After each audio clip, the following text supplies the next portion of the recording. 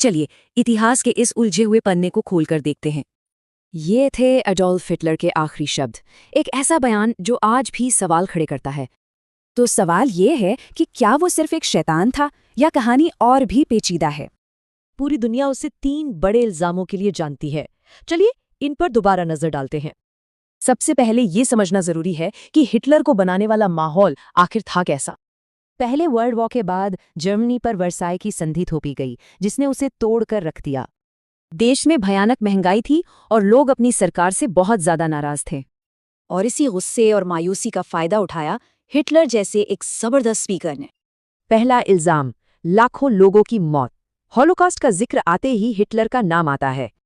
हाँ, होलोकॉस्ट में लगभग 60 लाख लोगों की जानें गईं, ये एक भयानक सच है।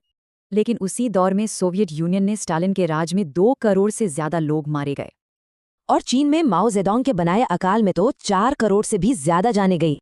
तो सवाल ये है कि इतिहास में कुछ को हीरो और कुछ को विलेन क्यों बनाया गया। अब आते हैं दूसरे इल्जाम पर, यहूदी विरोध यानी एंटीसेमिटिज्म। माना जाता है कि हिटलर ने ही आधुनिक दौर में यहूदियों से नफरत की शुरुआत की।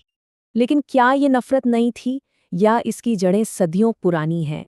इतिहास देखें तो पता चलता है कि यहूदी समुदायों को सदियों से निकाला जाता रहा है। मतलब हिटलर ने इस पुरानी नफरत को बस अपने फायदे के लिए एक हथियार बना लिया। और अब तीसरा और आखिरी इल्जाम, क्या दूसरा विश्व युद्ध अकेले हिटलर ने शुरू किया? उस वक्त जापान, इटली और सोवियत यूनियन जैसे कई देश आक्रामक चालें चल रहे थे। मतलब दुनिया पहले से ही बारूद के ढेर पर बैठी थी, बस एक चिंगारी का इंतजार था।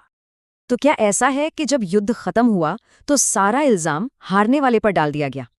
आखिरकार एक हीरो को हीरो दिखाने के लिए एक विलन का होना तो जरूरी है।